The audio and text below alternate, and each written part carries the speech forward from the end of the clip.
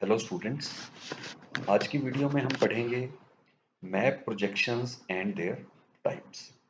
इसमें हम देखेंगे कि मैप प्रोजेक्शन हम किसे कहते हैं और मैप प्रोजेक्शन की क्यों आवश्यकता पड़ती है हमें, और वो कितने प्रकार की हो सकती है। सबसे पहले हम बात करते हैं प्रक्षेप किसे कहते हैं या प्रोजेक्शन किसे कहते हैं।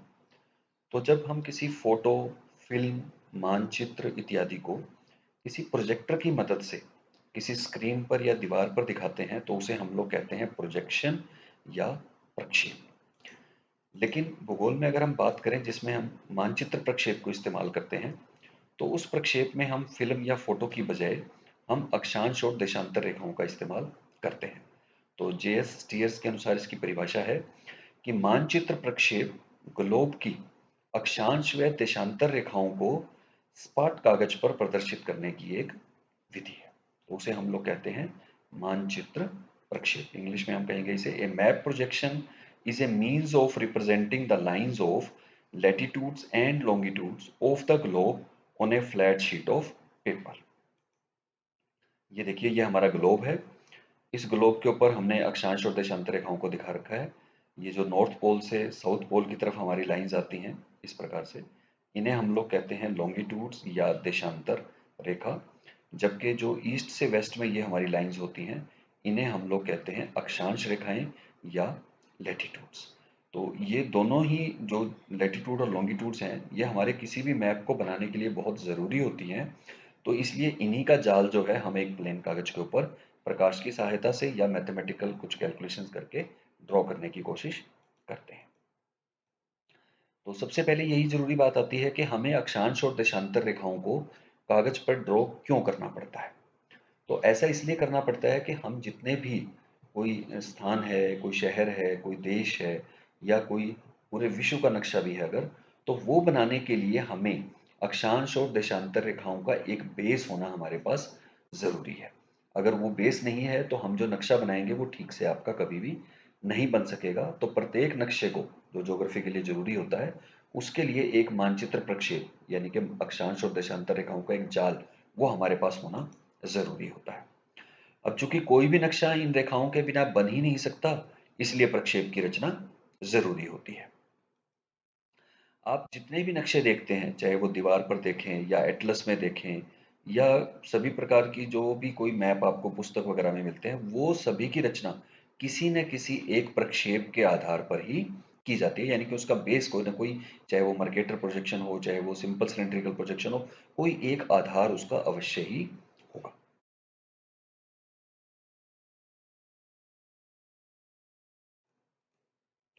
क्यों ज़रूरत है इसकी? देखिए, एक ग्लोब होता है, हम सभी जानते हैं कि ग्लोब बिल्कुल लगभग पृथ्वी की तरह दिखाई देता है।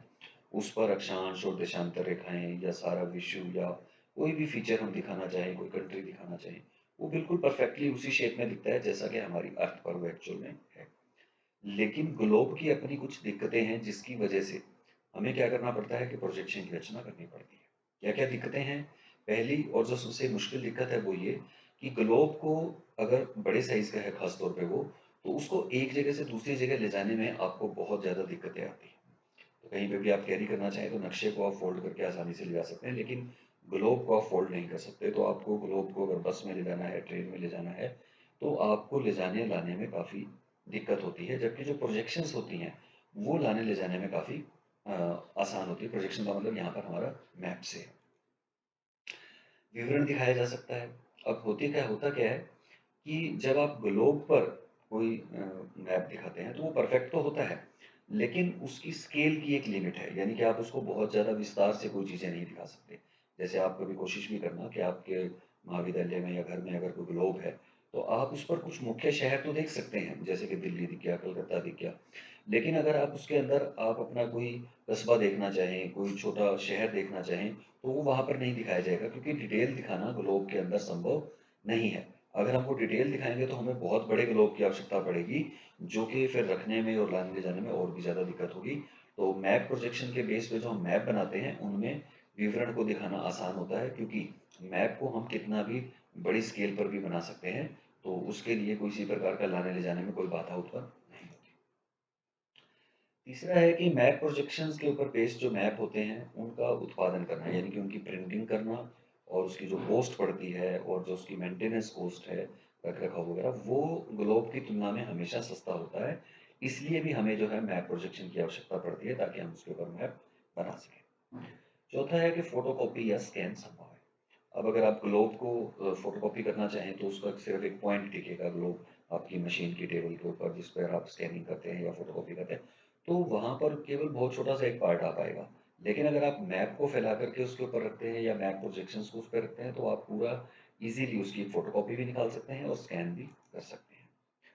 दो स्थान यदि विपरीत दिशा में है तो भी तुलना संभव। अब ग्लोब में क्या होता है कि अगर आप मान लीजिए भारत का नक्शा देख रहे हैं तो जो अमेरिका है वो उसके पीछे की तरफ चला जाता है, यानी कि उल्टी साइड में है, तो वो आपको एक साथ दिखाई नहीं देता।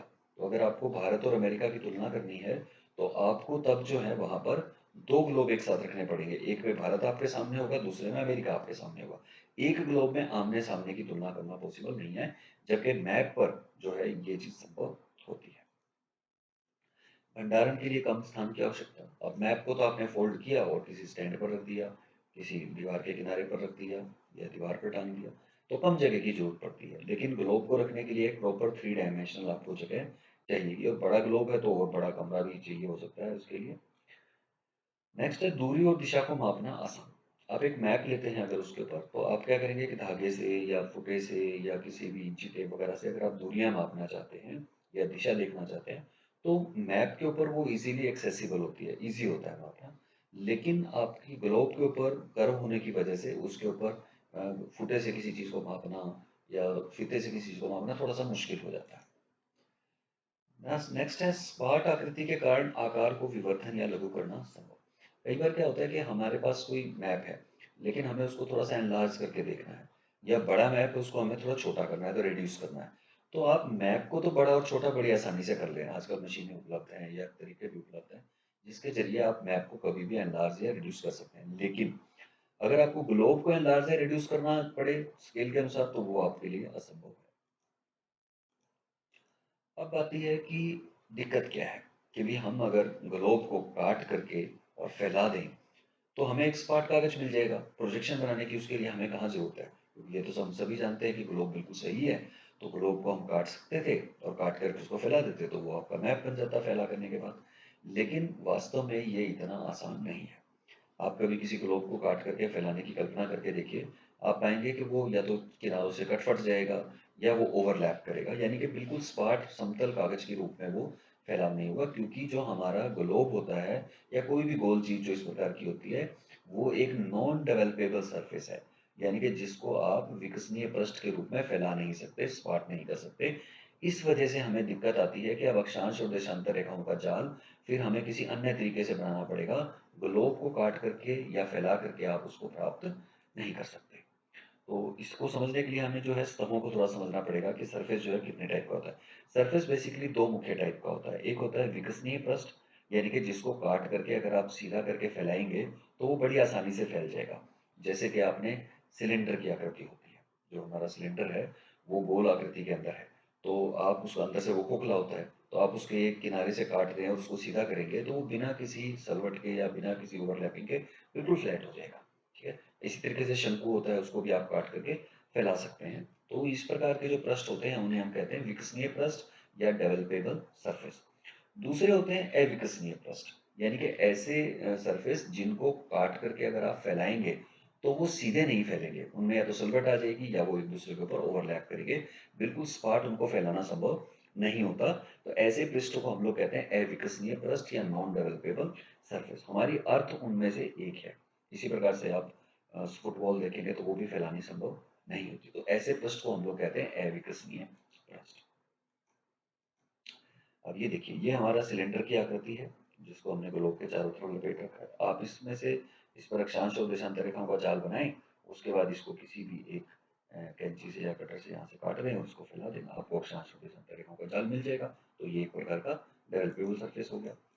इसी प्रकार से आप कोन को देखिए, कोन है ये आपका, इस कोन के ऊपर आप अक्षांश और देशांतर रेखाएं बनाएं और उसको फिर यहाँ से कट लगा के फैला दें, इस प्रकार से वो फैल जाएगा। तो कोई दिक्कत नहीं आएगी, कोई सलवट नहीं आएगी, कोई कटे फटेगा नहीं। तो ये भी एक प्रकार का डेवलपेबल सरफेस है। लेकिन अगर हम बात करें ग्लोब की, देखिए, या फुटबॉल की बात करें, ये अविकसनीय है, इसको अगर आप काट के फैलाने की भी कोशिश करेंगे तो ये कट फट जाएगा या तो या ओवरलैप कर जाएगा। तो इसलिए अगर हम ग्लोब को फैला सकते तो हमें प्रोजेक्शन बनाने की आवश्यकता ही ना पड़ती। लेकिन चूंकि वो एक अविकसनीय परस्ट है, ग्लोब को आप फैला करके काट करके स्पार्ट कागज की तरह इस्तेमाल नहीं कर सकते, इसलिए हमें जो है कुछ और तरीके से मैप प्रोजेक्शन को तैयार करना पड़ता है। अब अगर हम बात करें कि कितने प्रकार की प्रोजेक्शंस हो सकती हैं, तो हम तीन अलग अलग बेसिस के ऊपर इनकी टाइप्स को कैटेगराइज कर सकते हैं।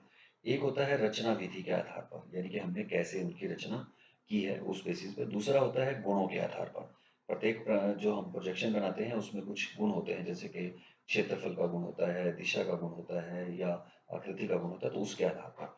और तीसरा होता है प्रकाश के प्रयोग के आधार पर, यानी कि हमने जो कोई भी प्रोजेक्शन बनाई है उसमें प्रकाश का प्रयोग किया भी है कि या नहीं किया है, तो कहाँ पर किया है, इसके आधार पर भी हम प्रक्षेपों को जो है अलग अलग टाइप्स में बांट सकते हैं।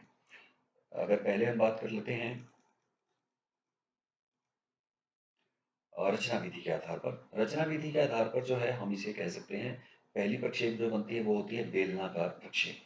जैसे आप अब तक बना भी चुके होंगे, simple cylindrical projection, simple cylindrical equal area projection या मर्केटर प्रोजेक्शन, वो सारी बेलनाकार प्रक्षेप थी।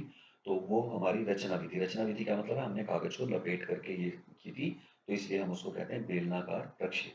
दूसरे होते हैं शंक्वाकार प्रक्षेप। शंक्वाकार के अंदर आप एक कोन की आकृति को ग्लोब के ऊपर रखते हैं, उस पर अक्षांश और देशांतर रेखाओं का जाल बनाते हैं और बाद में उसको काट करके फैला देते हैं। जैसे कि simple conical projection with one standard parallel, simple conical projection with two standard parallel, वो इसका एग्जांपल है। तीसरे होते हैं शिरोबिंदु प्रक्षेप, जेनिथल प्रोजेक्शन। जेनिथल प्रोजेक्शंस में हम लोग क्या करते हैं कि हम ग्लोब के बिल्कुल ऊपर एक कागज को फ्लैट रखते हैं किसी भी ध्रुव के ऊपर, या तो उत्तरी ध्रुव पे या दक्षिणी ध्रुव पर, और उस पर जो अक्षांश और देशांतर रेखाओं का जाल बनता है तो उसे हम कहते हैं जेनिथल या शिरोबिंदु प्रक्षेप। और चौथी होती है रूट या संशोधित प्रक्षेप, कन्वेंशनल, यानी कि जिसके अंदर हम लोग जो है मैथमेटिकल कुछ फॉर्मूले इस्तेमाल करते हैं, कागज का और प्रकाश का प्रयोग हम वहां नहीं करते हैं।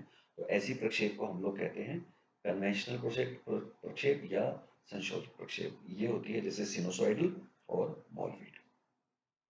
गुणों के आधार पर हम बात करें तो ये प्रक्षेप हो सकती हैं शुद्ध शुद्ध क्षेत्रफल। शुद्ध क्षेत्रफल का मतलब है जिसमें कि ग्लोब का जो एरिया है उसी जगह का, और जो हमारी कागज पर फ्लैट करने के बाद प्रोजेक्शन पर जो वो एरिया बनता है, अगर वो दोनों बिल्कुल बराबर होते हैं तो हम उसे कहते हैं शुद्ध क्षेत्रफल प्रक्षेप। जैसे कि आपने बनाई थी simple cylindrical equal area projection, ठीक है, तो वो इक्वल एरिया प्रोजेक्शन थी, तो नेचुरल है कि उसके अंदर एरिया जो है वो आपका बिल्कुल शुद्ध रहता है, ठीक है। इसी प्रकार से बॉन्स प्रोजेक्शन, उसमें एरिया जो है वो आपका शुद्ध रहता है। दूसरी होती है शुद्ध आकृति, यानी कि जिसके अंदर जो आपकी शेप है, किसी भी कंट्री की लगा लीजिए या किसी आइलैंड की लगा लीजिए, वो शेप इंटैक्ट रहती है, बिल्कुल वैसे ही दिखती है जैसे कि नेचुरली वो अपीयर होती है। हालांकि कई बार उसके साइज में वो थोड़ी बड़ी या थोड़ी छोटी हो सकती है, लेकिन जो उसकी शेप ओवरऑल दिख रही है वो वैसी ही है जैसी कि उसकी नेचुरल शेप होती है। तो ऐसी प्रक्षेप को हम लोग कहते हैं शुद्ध आकृति प्रक्षेप। जैसे कि मर्केटर्स प्रोजेक्शन में रहता है कि उसमें आकृतियां आपकी शुद्ध रहती हैं। उसके बाद होती है शुद्ध दिशा, यानी कि कुछ ऐसी प्रक्षेप है जिसके अंदर के आप कोई भी लाइन ड्रॉ करें तो वो ठीक वैसी ही होगी जैसे कि आपने ग्लोब के ऊपर कोई लाइन ड्रॉ कर दी, तो उसमें आपकी जो दिशाएं हैं वो बिल्कुल शुद्ध होती हैं। नाविक अगर इस्तेमाल करते हैं जैसे, तो उनको शुद्ध दिशा की आवश्यकता पड़ती है, तो ऐसी प्रक्षेप जो है शुद्ध दिशा प्रक्षेप कहलाती है। इसके एग्जाम्पल हम ले सकते हैं, जैसे कि मर्केटर्स प्रोजेक्शन है, उसमें दिशा बिल्कुल शुद्ध होती है।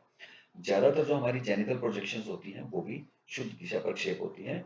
बस शर्त उसमें ये होती है कि वो जो दिशा आप दिखा रहे हैं वो उसके केंद्र से गुजरनी चाहिए। और लास्ट होती है इसके अंदर शुद्ध पैमाना, यानी कि जिसके ऊपर स्केल बिल्कुल ठीक रहती है, यानी कि जितनी दूरी आपके प्रक्षेप पर दो स्थानों के बीच में मापने से आएगी स्केल वगैरह से, उतनी ही दूरी अगर ग्लोब के ऊपर उन दो बिंदुओं की है तो हम उसे कहते हैं ट्रू स्केल। तो ये अगर दो स्थानों के बीच में डिस्टेंस निकालना हो या कितना समय लगेगा ये देखना हो, तो हम ट्रू स्केल या इक्विडिस्टेंट प्रोजेक्शन को यूज करते हैं। इसके एग्जाम्पल हैं जैसे सिंपल सिलेंड्रिकल इक्विडिस्टेंट प्रोजेक्शन जो है वो आपने की थी, जेनिथल के अंदर भी आपने इक्विडिस्टेंट प्रोजेक्शन की थी, तो वो प्रोजेक्शन हमारी ट्रू स्केल होती है। और तीसरा जो हमारा आधार है वो है प्रकाश के स्रोत के आधार पर, यानी कि हमने लाइट का प्रयोग जो किया है या नहीं किया है। अगर हम लाइट का प्रयोग करते हैं, जैसे कि हमने जो है पहली जो प्रोजेक्शन हमने बनाई थी कि अपनी सिंपल सिलेंड्रिकल प्रोजेक्शन, तो उसमें भी हम लाइट का प्रयोग करते हैं। आपकी सिंपल कोनिकल प्रोजेक्शन होती हैं उनके अंदर भी हम लाइट का प्रयोग करते हैं। तो ऐसी प्रोजेक्शन जिनमें हम ये कल्पना करते हैं कि लाइट का प्रयोग किया जाएगा, तो ऐसी प्रक्षेप को हम लोग कहते हैं संदर्श या पर्सपेक्टिव प्रोजेक्शंस। और दूसरी वो होती है जिसमें हम प्रकाश का प्रयोग की कल्पना नहीं करते, तो वो प्रोजेक्शन प्योरली मैथमेटिकल होती हैं, उसमें लाइट का प्रयोग नहीं किया जाता। जैसे कि सिनुसॉइडल और वॉल्विट प्रोजेक्शन जो है हमारी, वो एक प्रकार की असंदर्श या नॉन पर्सपेक्टिव प्रोजेक्शन होती है। तो ये हमारा जो है टाइप्स ऑफ प्रोजेक्शंस का एक पूरा क्वेश्चन जो आए तो हम इसको इजीली अटेंड कर सकते हैं और आप आसानी से इसको समझ भी सकते हैं। Thanks for watching this video. Like, share and subscribe.